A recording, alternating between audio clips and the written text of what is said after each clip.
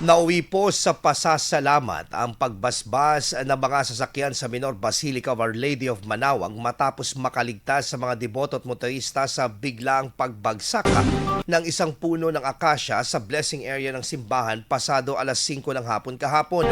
Habang nakapila mga sasakyan para sa car blessing, bigla umanong nabuwal ang puno at bumagsak sa 4 na sasakyan kabilang ng isang commuter van at isang bagong biling SUV na kapwa nagtamo ng malubhang pinsala.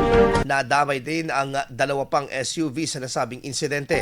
Sa kabila nito, wala namang naiulat na nasugatan o nasawi. Agad namang responde ang mga otoridad upang tiyakin ang kaligtasan ng publiko at magsagawa ng clearing operations. Samantala, tiniyak naman po ng pamunuan ng Minor Basilica of Our Lady of Manaoag ang kanilang tulong at patuloy na pakikipag-ugnayan sa mga may-ari ng mga nasirang sasakyan. IFM News. IFM News. IFM News.